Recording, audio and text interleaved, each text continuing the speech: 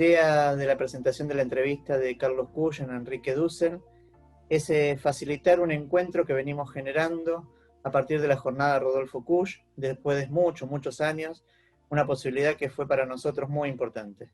Me presento para quien no me conoce, soy José Alejandro Tassat, de la Universidad Nacional de 3 de Febrero, junto con...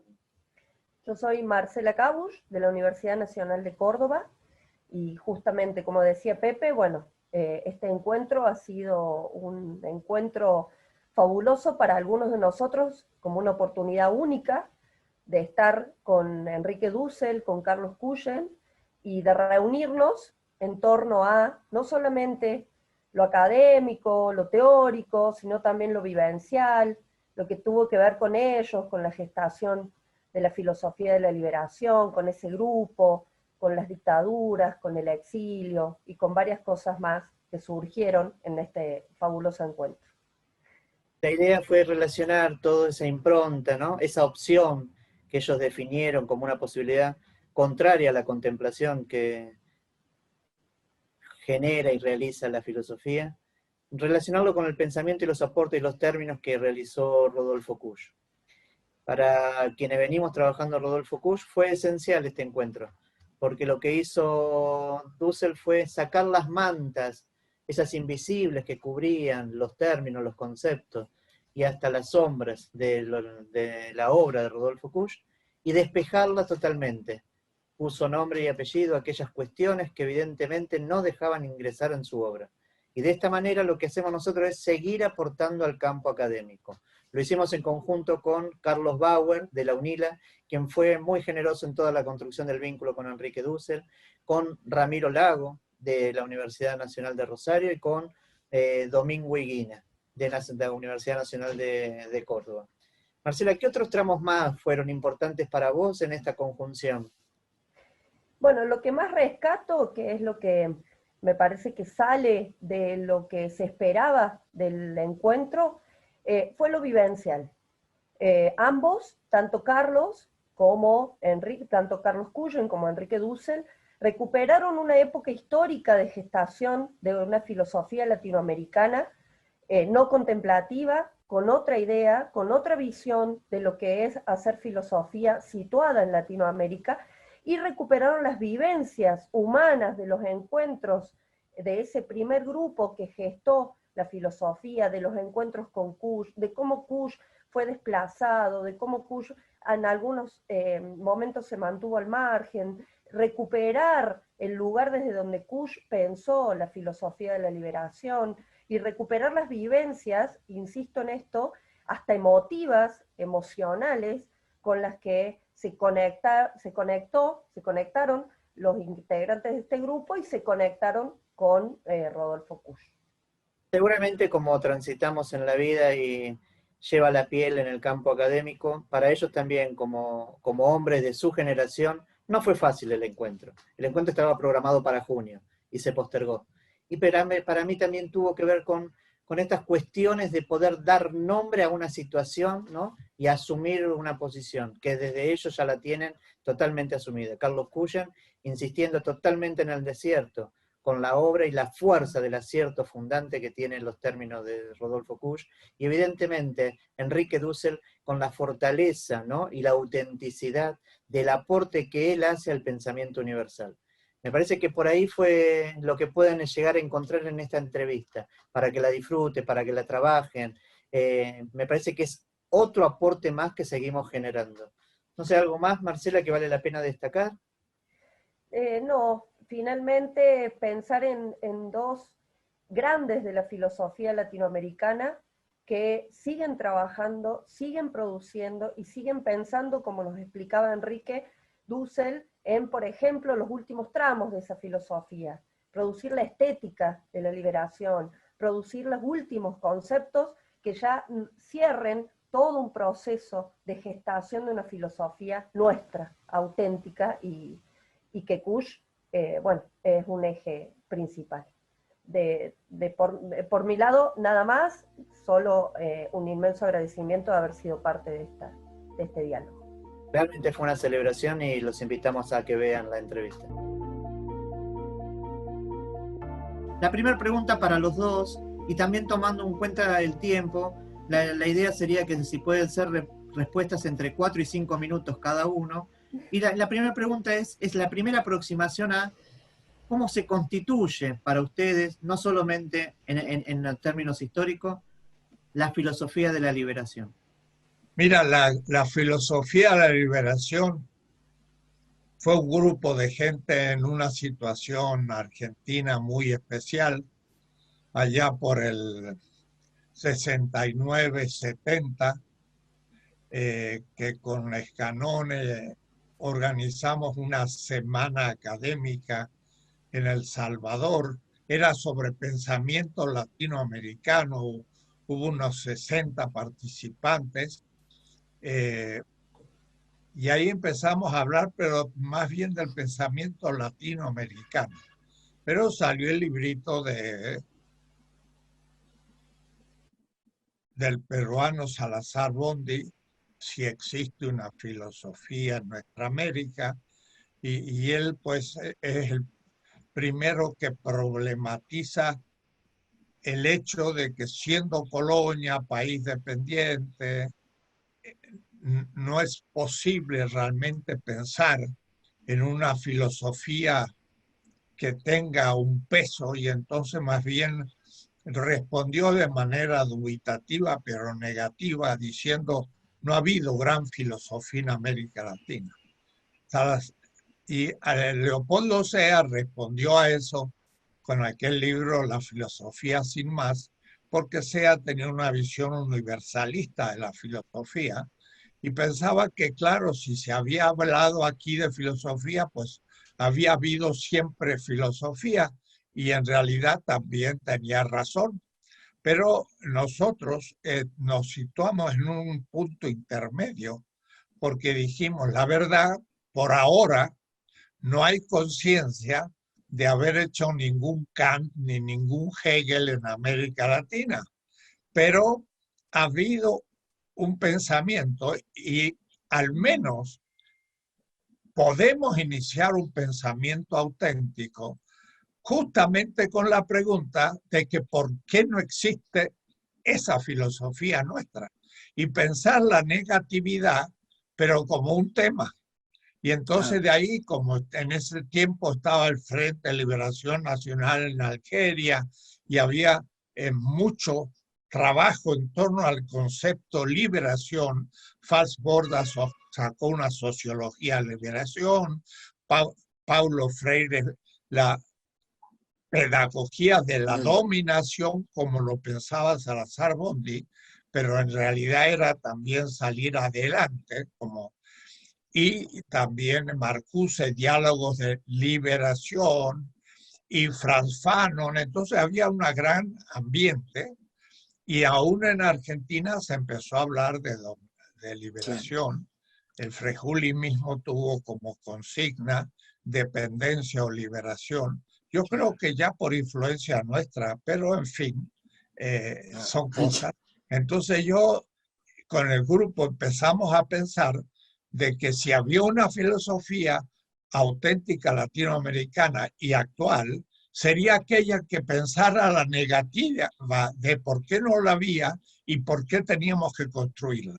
Y por eso reunimos un grupito de unos 10 en Calamuchita, que está en las montañas de Córdoba, y ahí empezamos un diálogo muy bonito entre unos 10 con su familia, sus hijos, y mientras las señoras, y mi señora que está ahora en el hospital estuvo allí, y los chicos, nosotros nos pusimos a pensar. El primero que puso un tema fue la filosofía como militancia, fue Ardiles, y ahora acaba de salir una tesis de 400 páginas en México, buenísima, sobre el pensamiento de Ardiles y la creatividad de su pensamiento, y también el ostracismo que tuvo, porque fue muy perseguido, vino a México, no le fue bien, el exilio es muy duro, volvió a Córdoba y murió joven.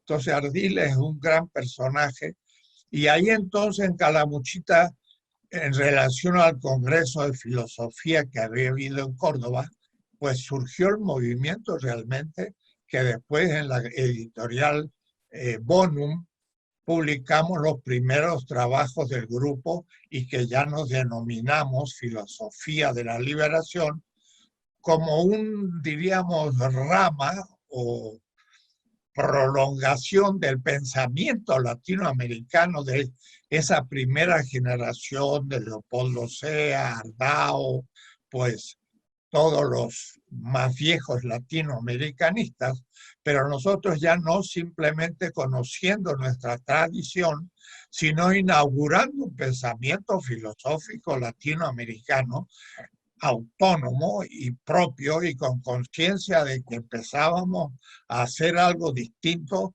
del pensamiento europeo y norteamericano. Y ahí surgió en el 70, 71 en la filosofía de liberación. De mi parte, yo hice 5 semestres en Mendoza de una ética de la liberación y gracias a Escanones, pues nos pusimos a leer Levinas y yo debo decir que Totalidad e Infinito, pues lo tomé y como había hecho un libro sobre Hegel, entendí rápidamente lo que dijo. Había ya publicado en Eudeva El humanismo semita y entonces ya había estudiado la tradición de Levinas, aunque no Levinas mismo, aunque tuve 4 años en París, y Levinas nos dio un poco la hipótesis fundamental, porque nos expuso en fenomenología contemporánea el tema de la exterioridad, del no ser, del ser de Parménides. Y entonces nos permitió situarnos a nosotros como el no ser de la filosofía dominante europeo-norteamericana, que sería el ser. Mi primer conferencia que dicté en el 73 en Estados Unidos, yo digo, yo vengo del no ser y por lo tanto soy un bárbaro, y el que dice el no ser miente, y por lo tanto yo todo lo que voy a decir ustedes lo van a considerar mentira. Y empecé a hablar de la filosofía bárbara. Me acordé de Atenágoras, ¿no? Aquel filósofo cristiano que escribió el trabajo contra los griegos. Y entonces esto era contra el eurocentrismo. Y eso se hizo muy rápido, 71, 72, 63. En ese grupo participó Kusch, pero debo decir históricamente y biográficamente, lateralmente. Él venía en realidad de una tradición propia. Y hay que considerar que Kusch era quizás el mejor alumno de Carlos Astrada, lo cual no se habla mucho.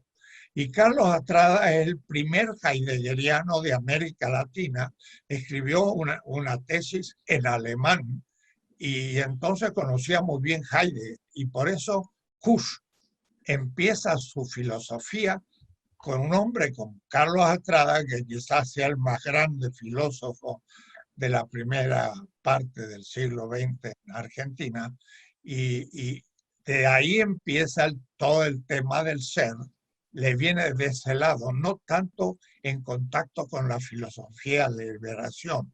El tema del no ser, de la exterioridad de Levinas, no fue un tema que le interesaba mucho a Kusch, pero él estuvo, claro, en Bolivia y empezó a pensar el pensamiento indígena, y debo decir que personalmente no le presté tanta atención como debía en los años que estuvimos. Después ya muy rápido vino al exilio en el 75 y debí defender a Kusch de los ataques de Cerruti y de Roy, porque el que realmente estaba en contra de Bush era Roy, perdón por decir eso, pero era una posición más liberal, que le pareció que Bush era un hombre más peronista de derecha, y esto lo descalificó un poco.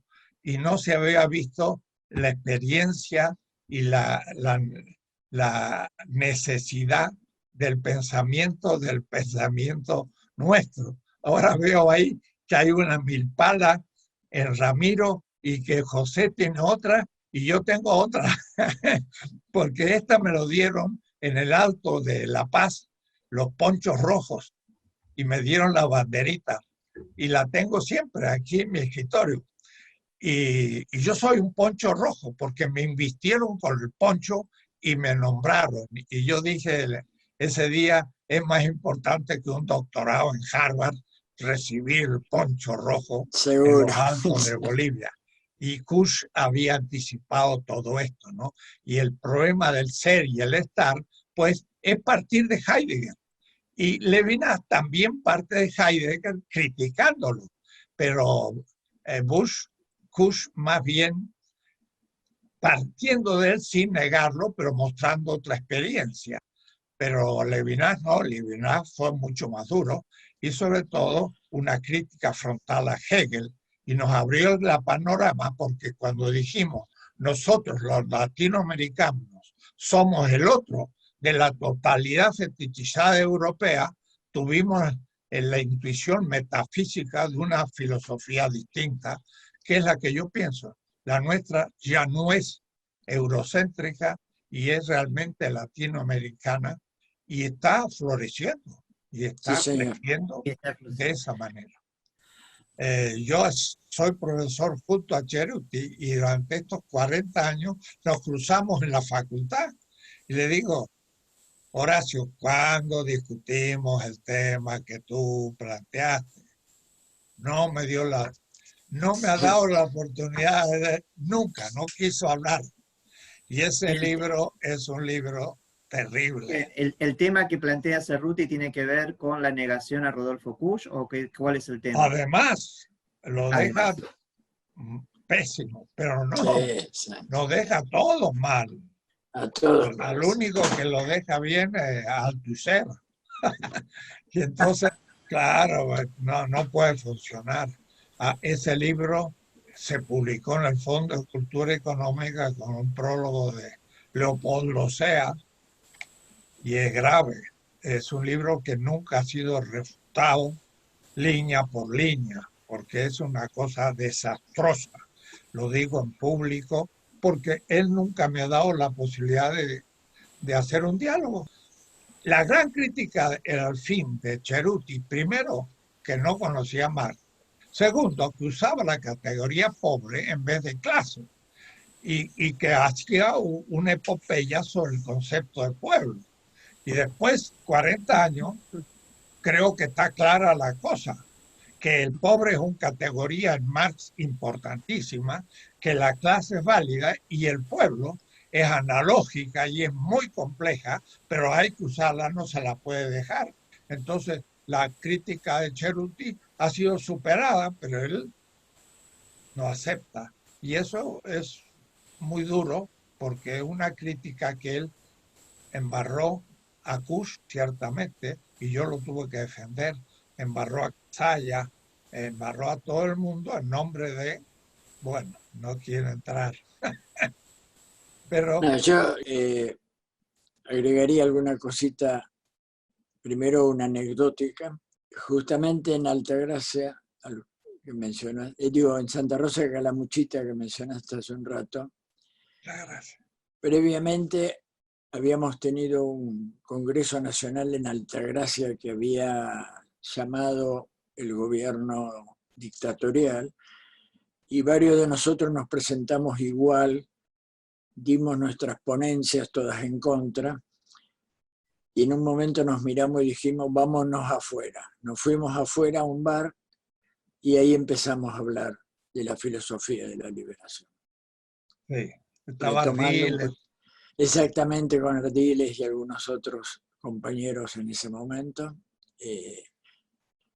Y bueno, y después vino todo el tema de cómo se fue desarrollando esto. En mi caso particular, justo ahí me salió la beca para irme a hacer el doctorado a Freiburg, Alemania, por lo cual esas jornadas que se hicieron en San Miguel, a las que aludía hace un ratito Enrique, yo estuve en alguna, pero no en todas, porque ya no estaba en Argentina. Pero fue muy importante porque de alguna manera yo me metí a estudiar a Hegel, pero justamente, y va a sonar rarísimo esto, a Hegel criticándolo desde el vamos con una idea de Kusch. No hay que empezar por el yo, hay que empezar por el nosotros. Cosa que después en mi tesis doctoral la publiqué tal cual, mostrando cómo en la fenomenología hay todo un camino que parte del mero yo frente a lo que no es yo, las cosas. Y cuando se encuentra con el otro yo en la dialéctica del Señor y del Siervo, termina en última instancia teniendo que decir: lo que está en juego es la razón, es la individualidad. Y creo que nosotros, desde nuestro continente, desde nuestra América, yo hace rato que ya no hablo de América Latina, hablo de nuestra América, como decía Martí. Incluso cambié el nombre del primer librito que había escrito, ya editado por Ross, que fue otra de las editoriales que nos ayudó en esos primeros momentos, la de Rosario. De Reflexiones desde América le puse ahora en la nueva edición, que es más o menos 5 veces más gorda, Reflexiones desde nuestra América, que me parece mucho más importante, donde recogí esas cosas y junté otras muchas. Y lo otro que quería comentar es el encuentro con Kusch. El encuentro con Kusch fue muy fuerte y pasó algo muy particular ahí. Kusch, cuando se abrió la Universidad Nacional de Salta, una vez que se recuperó la democracia, fue nombrado profesor allá, en la Universidad Nacional de Salta. Pero al muy poquito tiempo lo echaron, porque pensaba, como diría Levinas, desde el otro en tanto otro y no desde el ser. Y ahí es donde se refugió en Maimará y empezó toda una aventura con los pueblos indígenas del norte nuestro de enorme importancia. Mi amistad con él fue muy fuerte. Si me permiten, yo les diría que a todo este campo de la filosofía de la liberación, donde obviamente el nombre de Enrique es clave, pero desde varios de nosotros también hemos trabajado esto, para mí fue clave y lo metí en cuanta reunión pude, el pensamiento de Levinas, al cual también mencionó recién Enrique.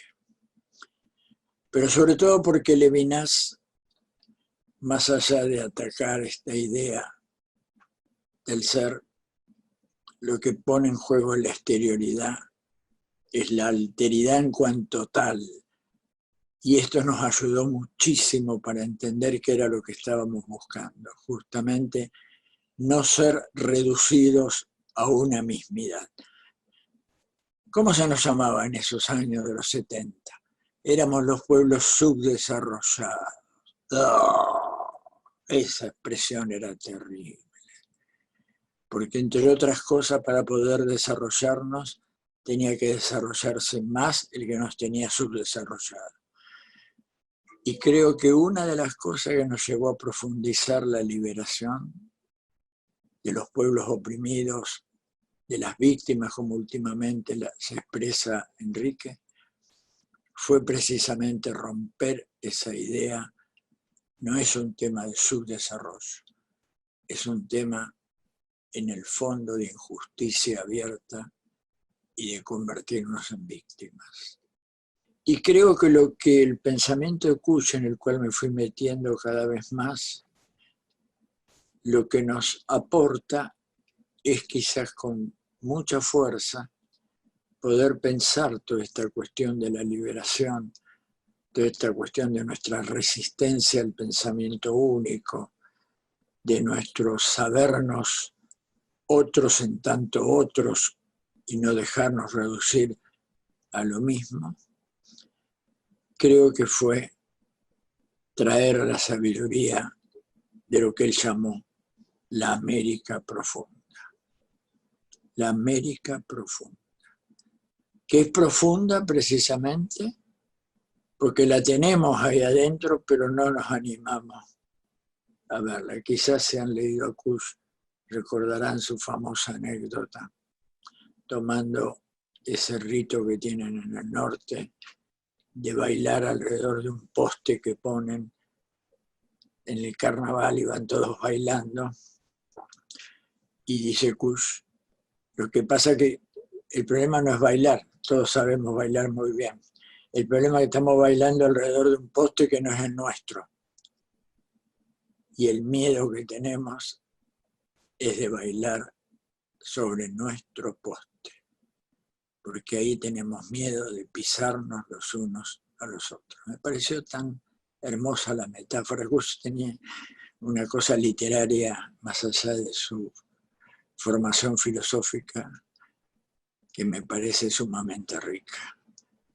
En el caso de la filosofía, ¿en qué momento ustedes comienzan a percibir, Enrique, Carlos, que la filosofía no es más universal, total, como Husserl sabía expresarlo, sino que dependía más de un contexto histórico, ¿sí?, en el que se formulara? ¿Y en qué situación comenzaron a captar que la filosofía que se hacía era eurocéntrica y no respondía a las problemáticas del conjunto latinoamericano y de la humanidad? Y desde esta nueva situación, ¿cómo es posible pensar una articulación entre los diferentes universales de las diferentes culturas en un horizonte mundial, ¿no? Y así, digamos, entre las culturas que comparten, ¿no?, un lugar de enunciación, una región, ¿no? Entonces, sería eso. No sé si ha quedado claro la pregunta.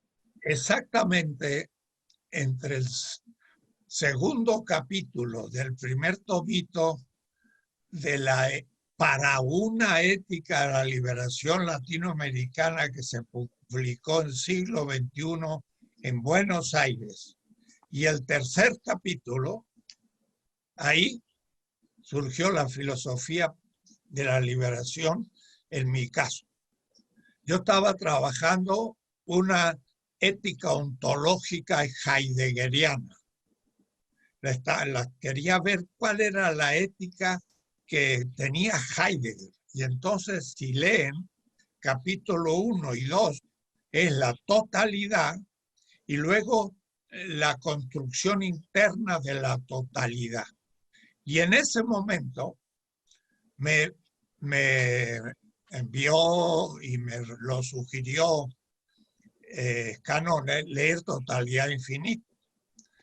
Entonces, miran, yo siempre le doy ese libro a mis alumnos para que lo lean y se vuelven locos y no entienden nada porque parece tan simple, pero todo está cifrado.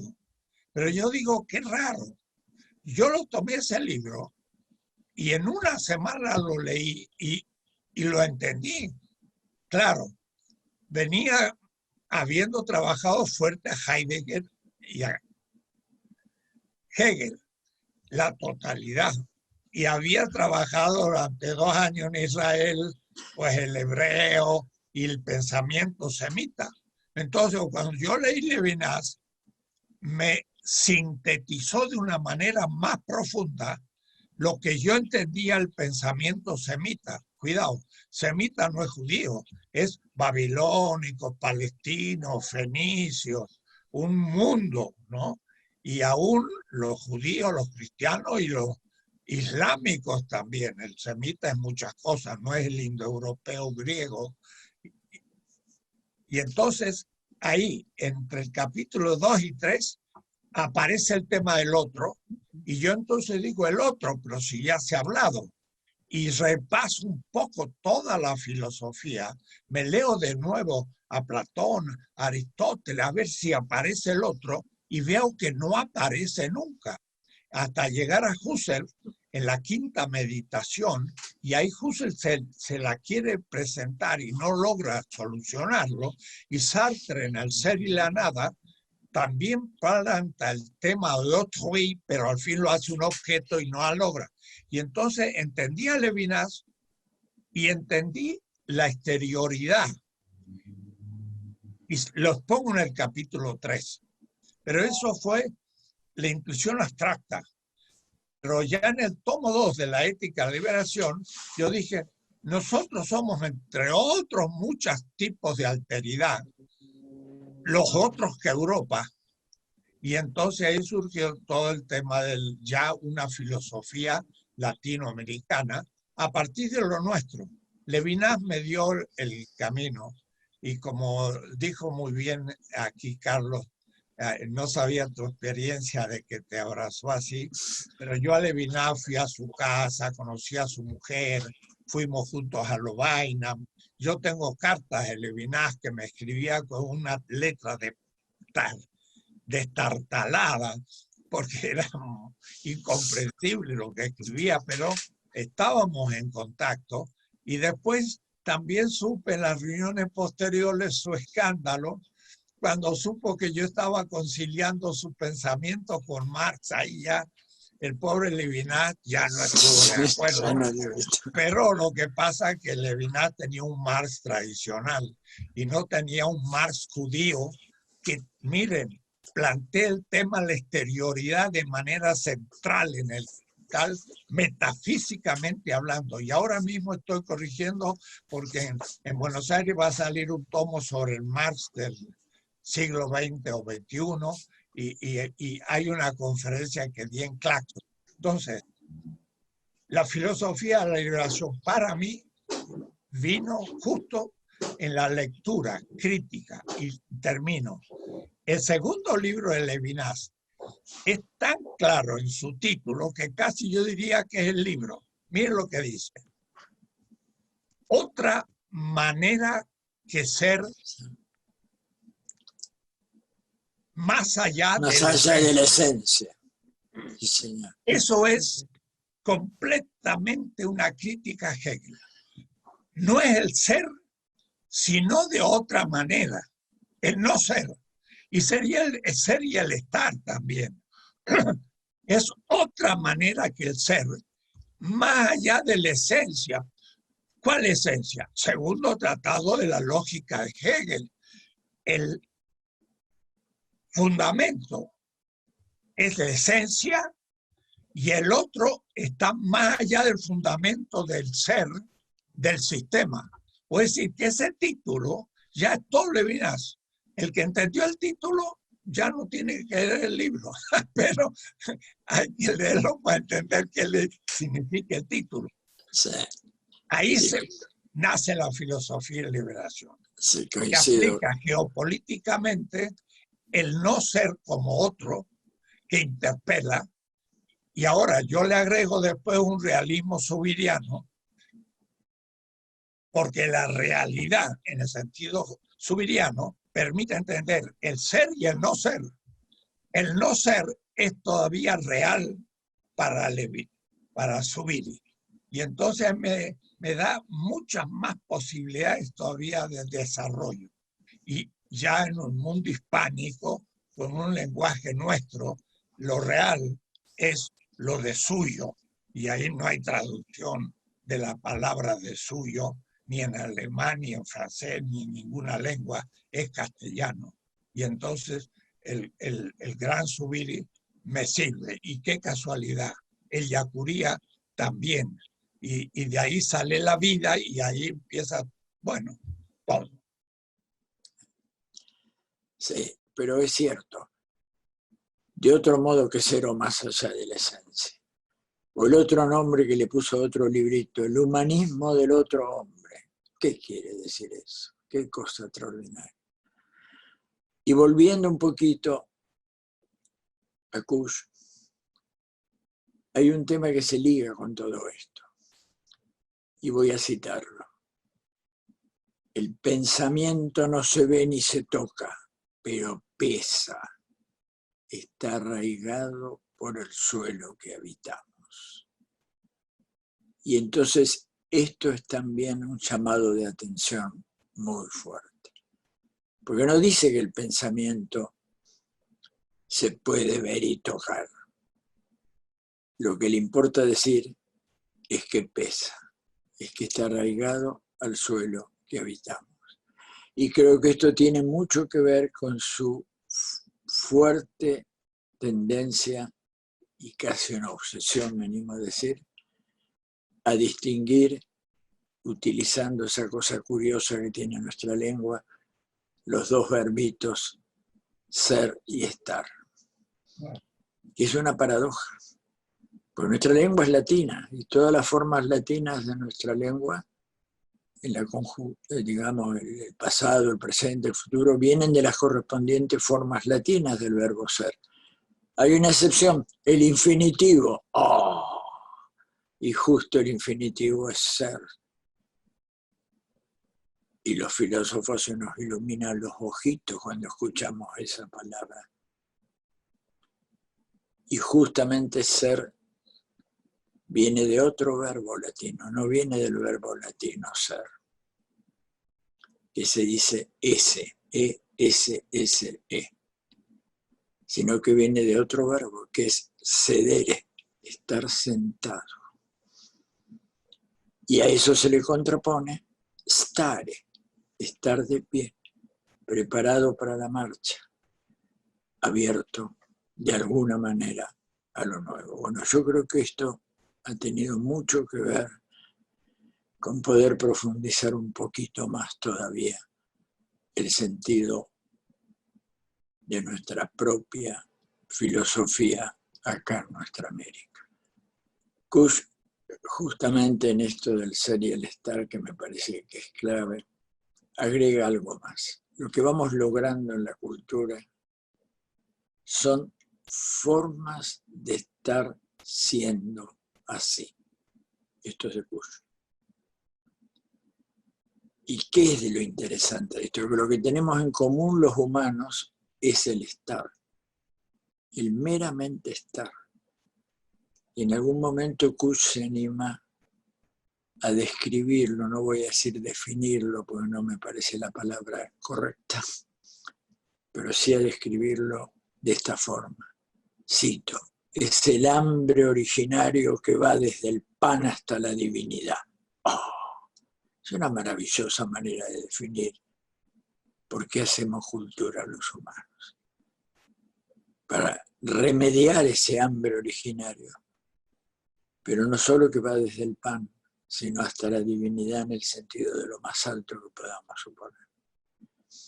Y entonces acá parece que esto sí me gustaría redondear lo que estoy diciendo con esto, emerge fuertemente una forma de entender la universalidad a partir de lo que tenemos en común los humanos, el estar, y que nuestras diferencias culturales son formas de estar siendo así.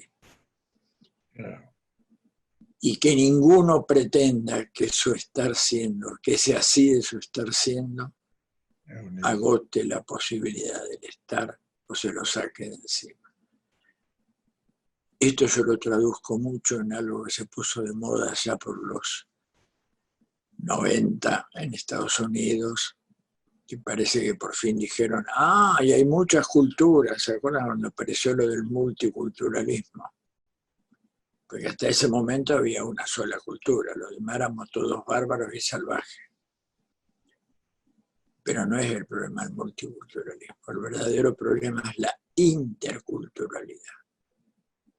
La posibilidad de que dialoguemos los unos con los otros y aprendamos los unos de los otros. Qué fácil se dice esto, pero qué clave que es, me parece, para lograr un mundo mejor.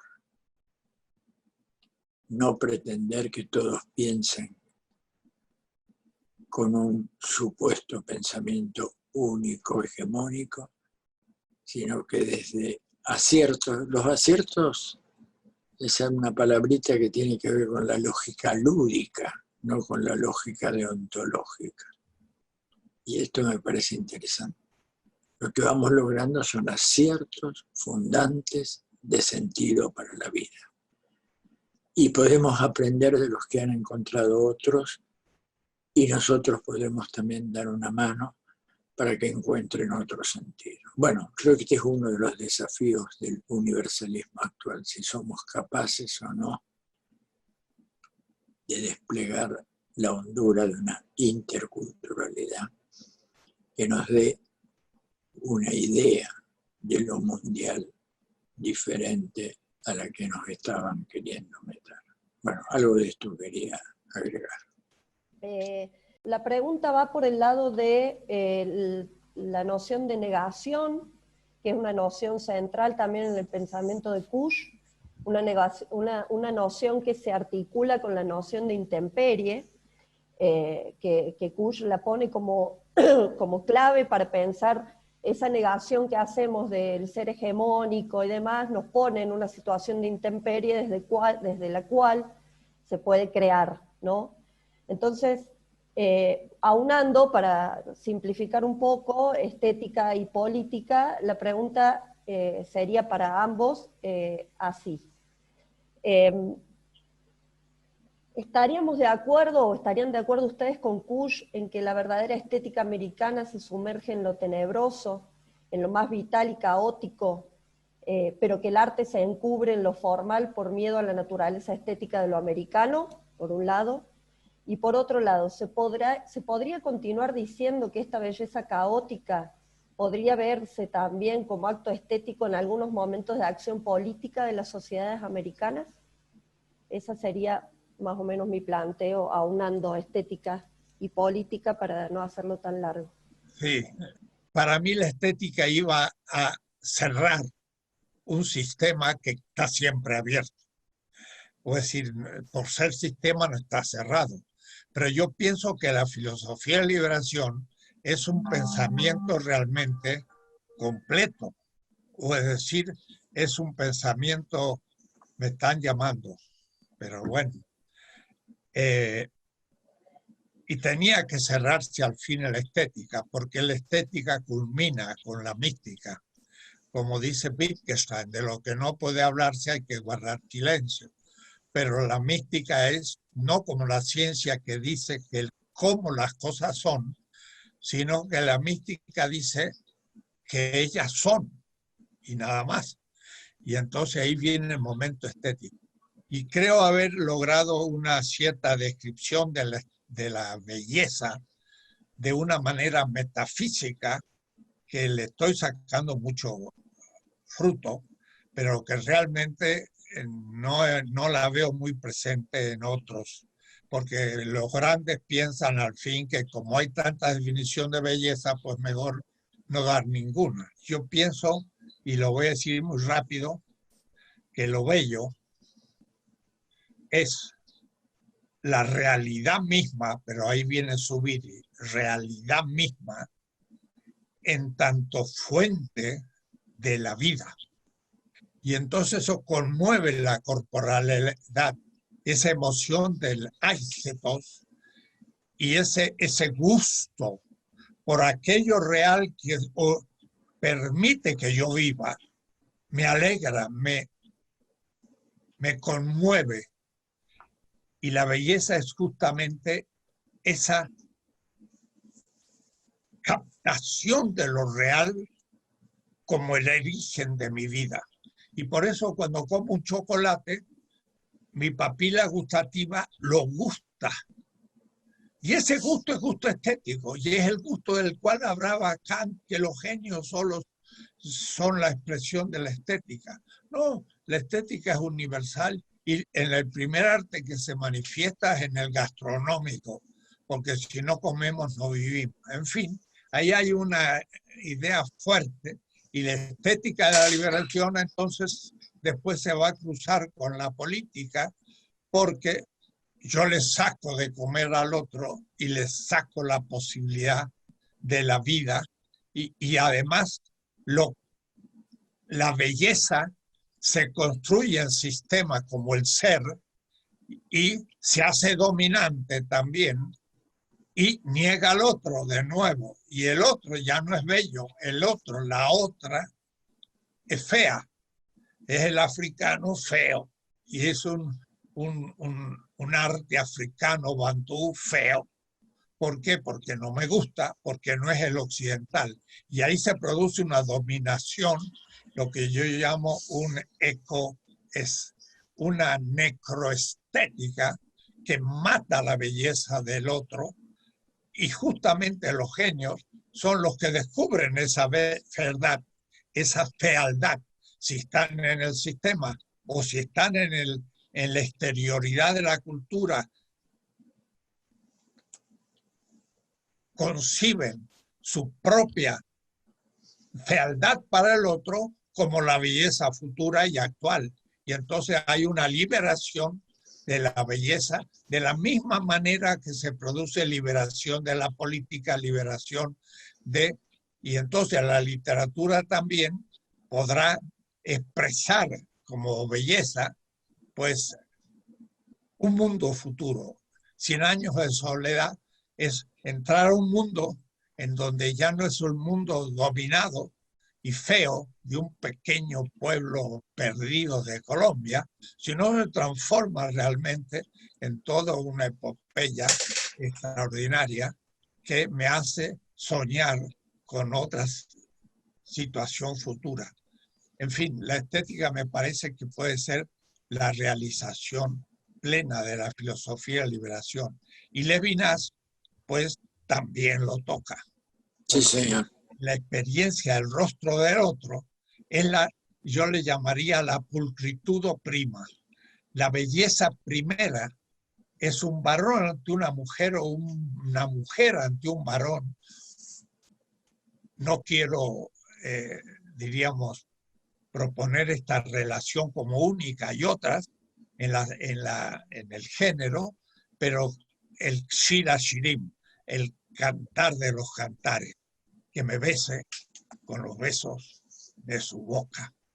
Eso es la estética, porque en la mucosa de mi boca con la mucosa de la otra, yo vislumbro el origen de la vida mía, pero además de la progenie, como Levinas muestra que la apertura al otro al fin se puede cerrar y hay un otro que viene, que es la hija o el hijo, como procreación. Y entonces, en fin, es todo un lenguaje distinto que me replantea toda la filosofía de la liberación. Y entonces ya hemos hecho la lógica de la filosofía de la liberación en la analogía.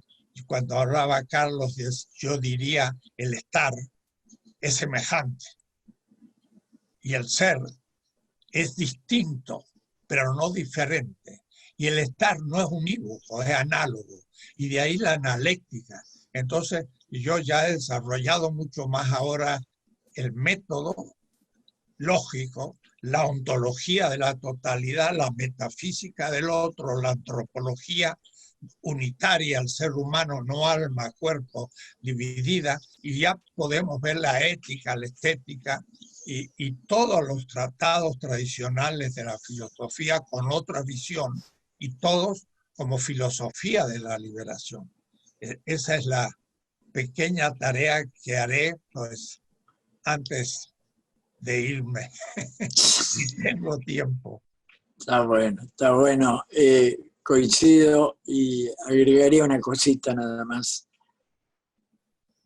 Rodolfo Kusch, las clases que dio fueron de estética en un profesorado. Ah, mira. Y eso fue lo primero que él hizo, dar clases de estética.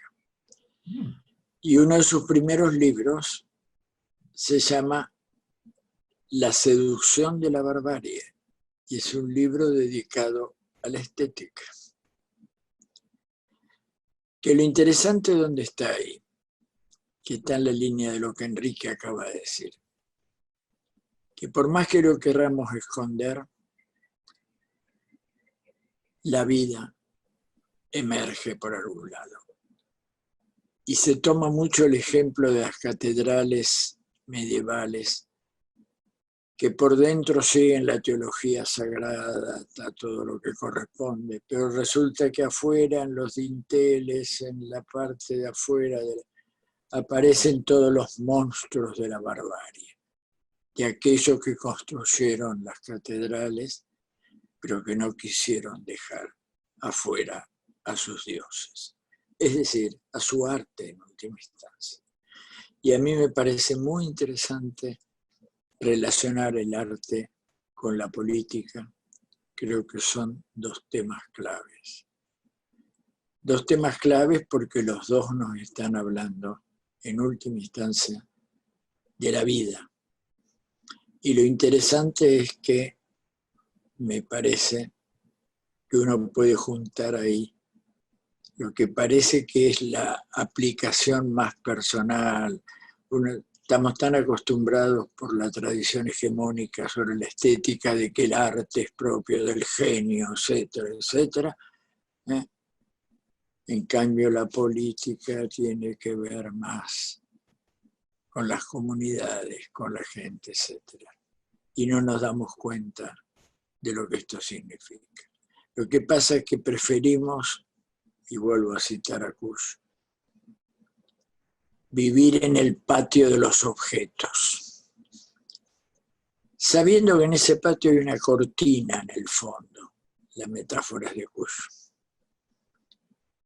Pero no nos animamos a correr la cortina, nos quedamos con los objetos, porque si corremos la cortina nos van a aparecer diablos, demonios, tortugas, vaya a saber qué nos va a aparecer en realidad.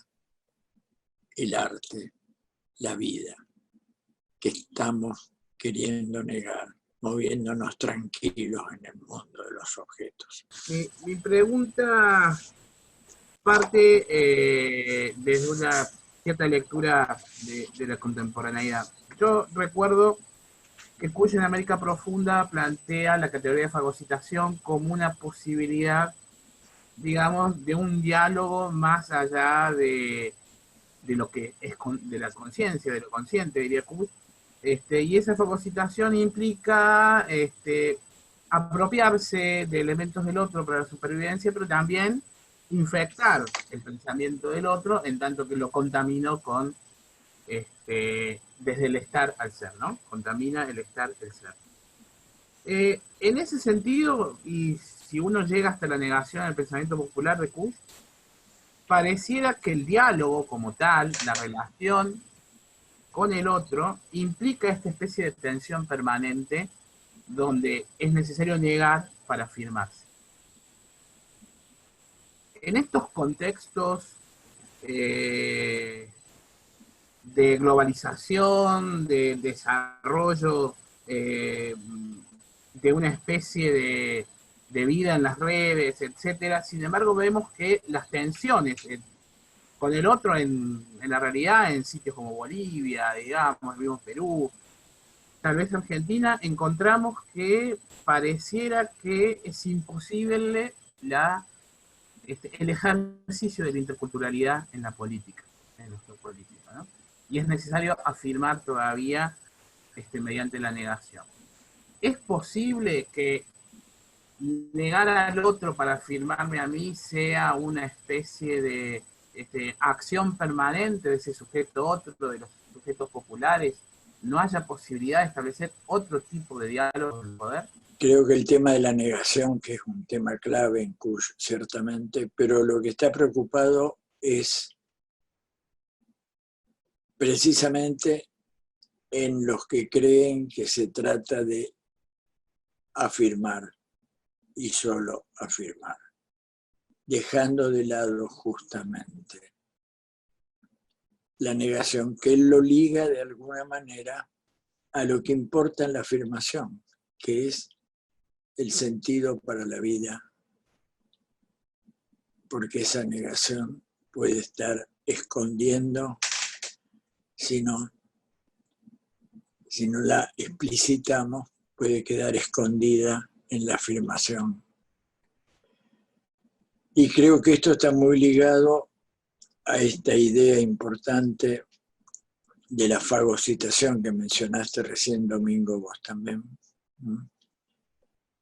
que es una expresión también me parece clave en el pensamiento de Kusch, tratando de entender lo que la manera de resistir a la colonización, en el fondo, que fue bueno, sí, la única forma de pensar es esta que usted me trae, bueno, démela, la fagocito, pero al fagocitarla la transformo en otra cosa.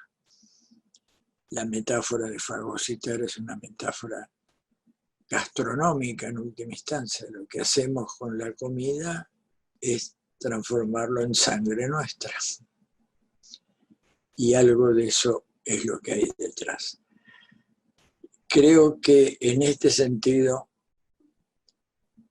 es importante porque hay una infección, como lo dice Domingo en la pregunta que nos llegó, hay una infección del ser por parte del estar. Y eso es lo que hace la fagocitación. Es decir, de alguna manera, infecta el ser que se creía fuera de toda posibilidad de ser infectado. Y esto está ligado a lo que decíamos hace un rato de Levinas, que es ser incapaces de captar la alteridad, la exterioridad, y tener que reducir todo a la mismidad. Y de alguna manera, por decirlo así, tener que reducir el estar al ser.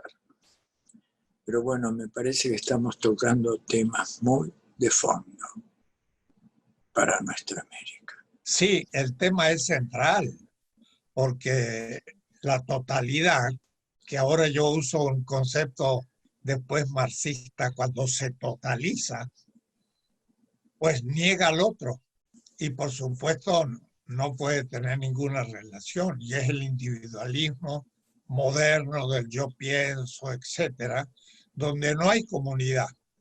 Ahora, somos comunitarios desde el pensamiento pragmático norteamericano y gracias a Apple también. El diálogo que tuve con Apple fue valiosísimo porque Apple no es ya un filósofo europeo individualista, etcétera, es de la Escuela de Frankfurt y aprendió en nuestro diálogo a tal punto que en un seminario con Habermas le dijo: tú eres eurocéntrico. Y fue aprendizaje de nuestros 8 años de diálogo, ¿no? Era un hombre maravilloso, Apple, muy abierto, muy simpático, y dialogaba. Puede decir, la comunidad se transforma en una comunidad dialogante, y yo debo dialogar con el otro, pero el otro no es una cosa en mi mundo, sino, y ese es el tema de la quinta meditación de Husserl, cómo yo me relaciono con el otro, que no es una cosa. Y Husserl habla también de la analogía, porque yo sé lo que es ser yo y lo puedo de alguna manera analógicamente proyectar al otro, pero Husserl no logra solucionar. Y en cambio Levinas dice justamente el otro es otro mundo, es otro yo. Y yo no podré nunca captar lo que es, porque no es una cosa que se manifiesta, sino es un otro que tiene un mundo. Por lo tanto, lo único que puedo hacer para el diálogo es, primero, saber que debo restringir mi totalitarismo y decir, tengo un límite y no puedo conocer al otro. Y ahí entonces, ¿qué hago? Le pregunto. Y ahí viene la gran clase de Schelling en 1841, que creó toda la generación post-hegeliana de la filosofía de la revelación. Y entonces Levinas dice, el otro se va a revelar, no se va a manifestar. Una cosa es el Erscheinung, el manifestarse, y otra cosa es la Offenbarung, la revelación. Y la revelación hace que yo escuche con mis oídos Y el que tenga oídos para oír que oiga, y ya los ojos no funcionan, es el oído. El que tenga oídos que oiga, pero hay que silenciarse para escuchar la voz del otro. Y el otro me va a empezar a decir quién es. Pero parte de una equivocidad completa es otro, pero no es completa, es analógica de nuevo. Me va a decir cosas, pero lo que me diga no va a ser inmediatamente comprensible, como piensa Jacobson, de que yo cifro lo que pienso en un signo y el otro lo decodifica. No, porque lo que me va a decir no es mi experiencia, sino la de él, y cada palabra que diga no me es comprensible, sino cuando yo conozca mucho más del otro y de la analogía pase yo a una cierta comprensión. Entonces el diálogo va a ser el modo que lo que llama Jaspers el mundo común, o Gadamer mejor, la transposición de dos mundos. Y a medida que más dialoguemos, nuestro mundo va a empezar a articularse con el mundo de otro, pero nunca llegará a la identidad. Yo nunca lo conoceré del todo, siempre quedará un misterio. Y entonces hay que pensar la comunidad como una comunidad de gente que dialoga, pero al mismo tiempo permanece para siempre como otro con respecto a los demás. Y eso los indígenas en las culturas lo tienen muy fuerte. En Chiapas, cuando un indígena va en un grupo y van a tomar un camión, un bus, un ómnibus, y uno dice, no quiero subir. Y entonces todos se quedan a discutir para convencerlo que se suba, pero el otro no quiere subir y se va el bus, el camión, y siguen discutiendo porque necesitan, por el diálogo, tener su consentimiento para que la comunidad pueda funcionar. Entonces ahí el diálogo es un momento del comunitario esencial. Y Boaventura habla muy bien de que es necesario el diálogo, pero también la traducción. Y la traducción no es unívoca, sino que es análoga. Es decir, que nunca del todo podemos saber lo que es el otro y nunca del todo podemos expresar lo que somos. Llegamos a un punto que no es ni la total incomunicación, pero tampoco la total idéntica comprensión del otro como un saber absoluto. Y estamos ahí entonces en el mundo de la comunidad, que es riquísima y que tiene que ser respetuosa de esa exterioridad del otro, pero con un cierto consenso, pero un consenso limitado que nunca puede ser pleno. Bueno, eso nos lleva a después a la política, porque ese consenso es lo que se llama legitimidad, y eso se organiza como sistema democrático, nada que ver con el sistema liberal, pero es el sistema de legitimación. Y en fin, son muchos temas que se derivan. Claro, porque si me permites, Enrique, agregaría el fondo, me parece, de lo que plantea Levinas, es que lo primero y fundamental es entender que la relación con el otro, en tanto otro, es una relación ética, no es una relación cognitiva, no empieza por ser una relación cognitiva. Y no puede nunca, ¿te acuerdas cómo lo dice? ¿Qué me está diciendo el rostro del otro? Heme aquí, no me violentes. Vamos a hablar, vamos a dialogar, conoceme, enséñame, todo lo que quieras, pero no uses nada de eso para violentarme. O sea, para sacar la exterioridad y reducirla a tu mismidad. Que ahí me parece que es discípulo de Husserl, porque en última instancia la relación con lo otro, como es la conciencia, no es noema y está dentro de sí mismo, etcétera, etcétera. Y ahí se pelea con su maestro Husserl, claramente. Bueno, perdón, quería agregar eso nada más. Quería traer a colación una efeméride. Se cumple el año que viene 50 años, las bodas de oro, de aquel triple acontecimiento fundacional de la filosofía de la liberación, si pensamos que la reunión en Calamuchita, que el segundo Congreso Nacional de Filosofía y que las jornadas académicas del 71, de alguna forma significan la inauguración de ese fenómeno, el año que viene se cumplen 50 años, y me parece que es una ocasión más que propicia para ejercer un balance. ¿Qué balance se hace de ese periodo, del 75-76? ¿Cómo eso lleva a reformularlos a ustedes la filosofía, sobre todo la cuestión de lo popular, como clave central de la filosofía de la liberación? Y si Kusch influye o no en esa reformulación. Mira, yo lo que veo es que hay una evolución homogénea. Yo no pienso en las rupturas. Pienso que hay una evolución de gran enriquecimiento.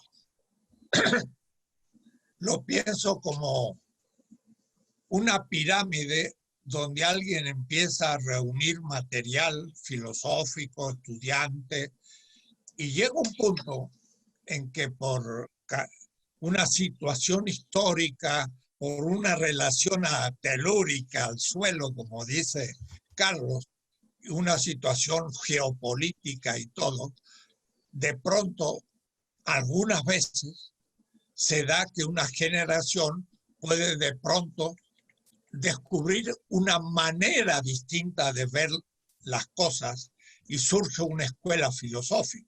No sé, no es normal que acontezca, pero aparece a veces. Y yo pienso que la filosofía de la liberación es un acontecimiento mayor, del cual nosotros somos pobres, diríamos yo, efectos. Pero ella es una gran filosofía mundial que vale para el África, el Asia y muchas cosas. Pero uno acumula hasta ese punto. Y en ese punto, ahora uno avanza muy rápido, primero enunciando las primeras intuiciones del nuevo panorama. Pero a medida que va avanzando, se hace cada vez más difícil, porque es necesario tener en consideración objeciones, nuevas lecturas, y hay entonces input, nuevas propuestas. La potencia de un pensamiento, diría Niklas Luhmann, es que sepa responder autopoéticamente. Claro que ese auto no estoy de acuerdo, es heteropoéticamente las incitaciones del medio. Entonces, el asunto es que nos chocan objeciones de la realidad misma de la gente y uno lo absorbe, lo piensa y lo organiza y crece entonces el pensamiento. Debo decirte que, por ejemplo, yo le insistía mucho a Juan Carlos, le decía, ay Juan Carlos, léete un poco a Marx que va a ser bien, porque yo leo tus análisis de los símbolos del pueblo y Yakushi, estoy encantado y crezco también. Pero Marx nos dice algunas cositas muy importantes, sobre todo, no solo en economía, en antropología y en ontología y demás. Pero, en fin, yo entonces entré a Marx, miren qué cosa, 10 años, 20 semestres, me metí con un grupo de alumnos que siguió la carrera y siguió después leyendo, y lo leímos entero, de otra manera, cuidado, entero la segunda parte del Mega, que son 14 tomos del Capital, pero lo leímos no para decir ahora yo soy marxista y dejo lo que pensaba, no, era la filosofía de liberación, leía Marx, y yo me dije, voy a ver un punto en que voy a decir no estoy de acuerdo, porque se dice que es ateo materialista y mil cosas. Lo que pasa es que leyéndolo no encontré nada de eso, ni encontré el ateísmo ni el materialismo, y cuando en los Grundrisse yo veo exactamente el cara a cara de Levinas y la exterioridad, yo me quedé pasmado y lo he escrito. Aquí en Huastepec, tal día, leo a Marx y digo, esto es Levinas. Dice, el posesor del dinero, que es rico, pero no hay capital, enfrenta al pobre que viene del campo y que no tiene más que vender que su corporalidad, que no tiene nada, que es pauper, ante festum en latín. Y ese desnudo que no tiene nada que vender sino su cuerpo, enfrenta cara a cara al que tiene dinero. Y uno es construido porque tiene dinero y el otro es nada, es el otro. Y es notable, porque entonces tiene que vender su trabajo. Y al vender su trabajo se le paga un salario. Pero entonces Marx dice, es subsumido en el capital. El otro viene al sistema. Y dice, el otro, en tanto miembro del sistema, es el creador. Schöpfung, no productor ni reproductor, creador del plusvalor de la nada del capital. Creatio ex nihilo. ¡Wow! Metafísica hebrea. Marx. Esto ni Engels lo vio. Pero es la filosofía de la liberación desde América Latina. Y todos dicen, Dussel se hizo un marxista. No, no. Fue la evolución de la filosofía de la liberación que entendió que Marx pensaba como nosotros, los latinoamericanos, no como los marxistas del Partido Comunista, que hicieron un catecismo que no tenía nada que ver. Quiero decirte con esto que creo que la filosofía de la liberación tiene una gran capacidad de responder a las interpelaciones. Cuando termine de poder responder a las interpelaciones, se cerrará como sistema y tendremos que ir a otra cosa. Pero por ahora tiene muchas posibilidades todavía. No sé si respondí un poco a mi visión, pero es todavía una muy vital y creativa manera de incorporar las interpelaciones que recibe la filosofía de liberación. Y sí, ahora ya ponemos nuestro cuerpo y nuestro pensamiento en Estados Unidos y en Europa y en África ahora, en el África negra y en la India. Yo he dado conferencias en Delhi y la gente le encanta y entiende rápido el tema. Y he dado conferencias sobre el tema de la religión en Marx en China, en Shanghái, y quedan encantados y me vuelven a invitar. O es decir, la filosofía de la liberación no es que haga rupturas, no, es como el árbol, va creciendo, pero no se rompe. Tiene injertos, sí, tiene injertos, y esos injertos, pues, la potencia. Esto que voy a hacer es biográfico, lo dejo como un testimonio. Mi señora está en el hospital y tuvo una crisis muy fuerte, hasta perdió el habla, todo, y ahora parece que me comunicaron que está un poco más reaccionando. Anoche me decía, nos están filmando. Eso recuerdo de Argentina. Tuvimos tal persecución por decir lo que pensamos, que el 2 de octubre del 73 me pusieron una bomba en casa y me explotaron el frente de mi casa. Yo estaba con mi señora y los niños. Y te eliminaron los libros y todo. Tengo los libros ahí dañados y a veces saco mi texto de Hegel y le digo, está roto, esto es la bomba. Pero ella, ¿cómo lo sufrió? Se le quedó metido. Y ahora salimos al exilio. Estamos en México y fuimos muy felices. Pero ahora tuvo una crisis porque yo pienso que el filósofo se ha encargado de interpretar el mundo, pero es necesario transformarlo. Dice una tesis de Feuerbach. Y estoy muy metido en la formación política del partido en el gobierno en México. Yo, filósofo y ya viejito, todavía con estas andanzas. Mi señora tiene miedo, porque hay también persecuciones. Y entonces le revive la Argentina de los 70. Digo esto porque esto es fuerte.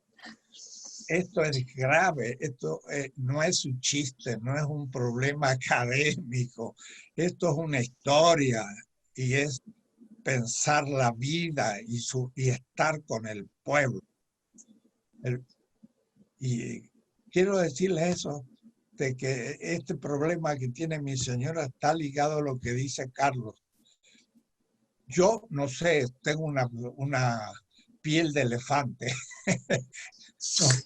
No soy tan sensible, pero mi señora sí es muy sensible y recibe un choque por los compromisos que uno adquiere al pensar críticamente.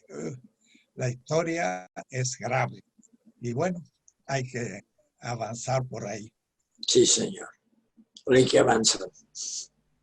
Yo quisiera esbozar como una pregunta con un desarrollo, que mis preocupaciones siempre giran alrededor de la metodología, el método y la lógica. Y el método específico en el campo del pensamiento, no digo de la filosofía. Vos recién, Enrique, hacías claridad entre uno y otro, y entre uno y otro, esa posibilidad de una afirmación donde el otro también existe y tiene otra posibilidad de constitución en su negación. Ahora, si nos quedamos solamente en la contemplación o en el ejercicio del pensamiento, perdemos la posibilidad de escuchar, de sentir al otro, cosa que hizo Kush en su método, pero también en su lógica.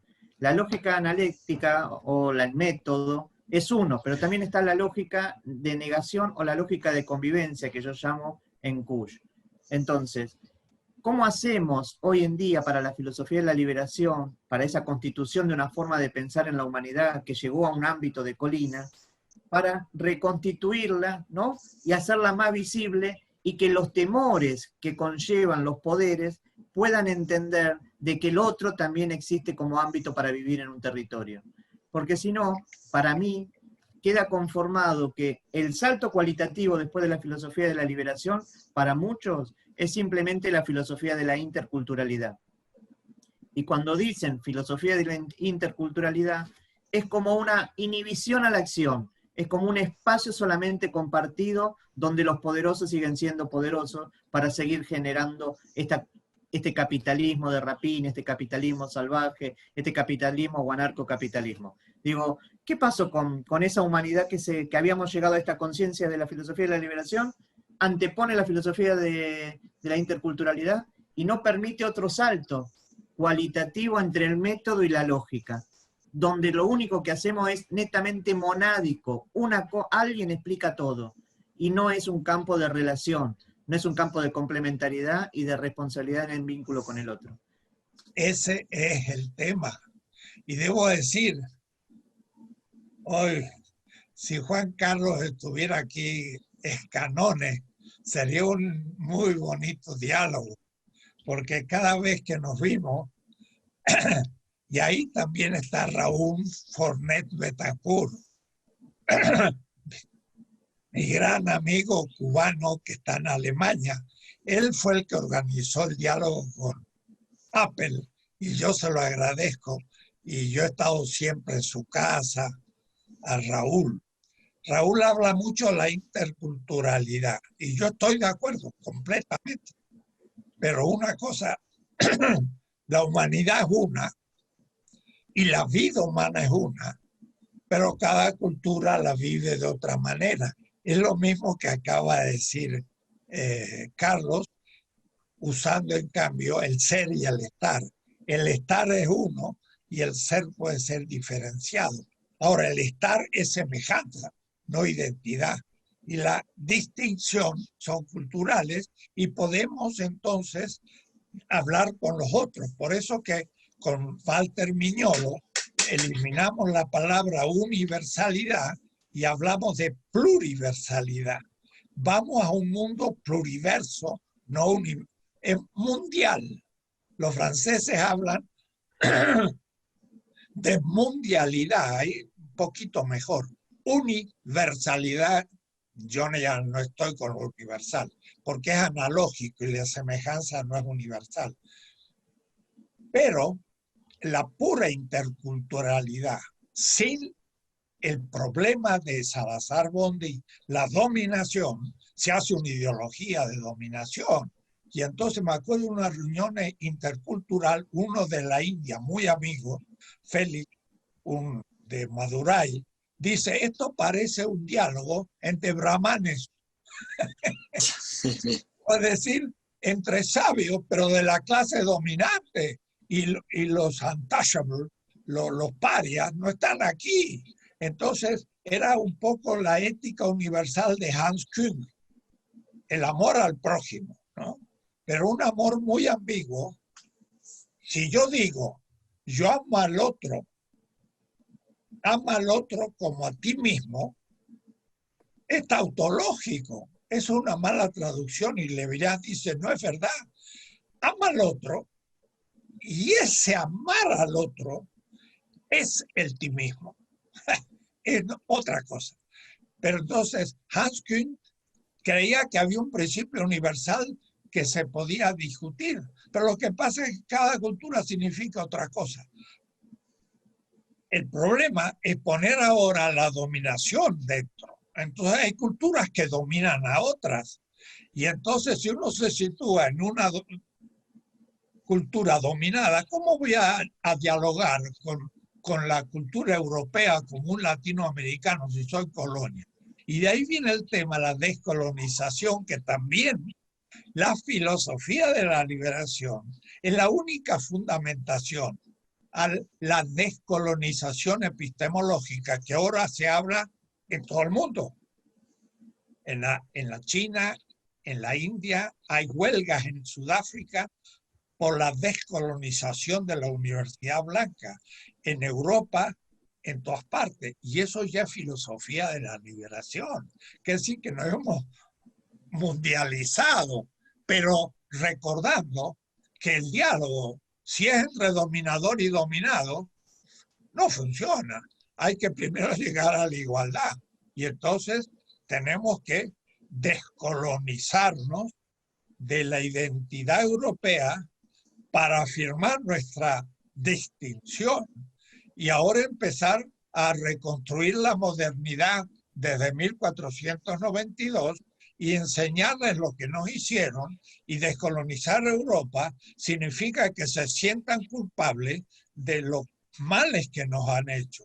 Ahora quieren que paguemos deuda y no le han pagado todavía a los bolivianos, justamente de nuestra bandera, los 20.000 toneladas de plata que le sacaron del Potosí en el siglo XVI. Evo Morales dice, si me pagan a mí el 1% anual de eso, todo el capital de la tierra no puede pagar la deuda. Entonces, interculturalidad descolonizada. Y ahí la filosofía de liberación vuelve a marcar la especificidad, no quiero decir la especificidad, la distinción de la visión intercultural de la filosofía de la liberación, que considera la dominación y el diálogo intercultural como posibilidad de liberación y llegar en el futuro, en el mundo pluriversal, a una igualdad que no existe. Entonces, estoy de acuerdo contigo. Claro, yo insistiría que nos pongamos de acuerdo en cómo entendemos la cosa. Coincido con el peligro de entender mal la interculturalidad. Claro. Pero justamente el esfuerzo, por algo fundamos un grupo de filosofía intercultural que lo fundamos en el sur de Brasil y hacemos reuniones regionales e internacionales con chinos, japoneses, indios, etc. Pero justamente sobre la base de entenderlo en el contexto de la filosofía de la liberación. Si lo pasamos al contexto de una forma nueva de dominarnos los unos a los otros, estamos listos. Creo que es tan simple como eso, pero no deja de ser un problema urgente si lo entendemos bien. O sea, lo que quiero decir es, no separemos la interculturalidad de la filosofía de la liberación. Al contrario, profundicemos la filosofía de la liberación, incluyendo este tema. Me emocioné cuando nombraron a Scanone. Con Scanone tenía esta charla yo. Le preguntaba constantemente, ¿cuál era el salto cualitativo en el pensamiento humano? Después de la filosofía de la liberación, ¿qué vino? Y él me hacía alusión al tema de la interculturalidad. Pero me parece que hay que tener en cuenta de que no es buscar siempre la igualdad como el pensamiento francés. Hay que habitar en esa diferencia. Y en eso me parece que Kusch trajo algo ahí para aportar bastante interesante. Sí, seguro, sí. Bien. Yo estoy muy conforme con este tipo de diálogo y bueno, ojalá que podamos, aunque ahora estamos más activos que nunca por la pandemia y el Zoom ya estamos ya expertos, porque yo creo que esto hay que ya mantenerlo para siempre. Cuando vuelva la segunda normalidad, que espero que no sea tan normal como la anterior. Yo quiero decir profundo agradecimiento también de esta posibilidad de dialogar con ustedes y algo que creo que nos tiene que dar entusiasmo. Se están generando grupos de jóvenes en las universidades, están trabajando por una filosofía de nuestra América y de la liberación. Gracias a todos. Carlos, saludos.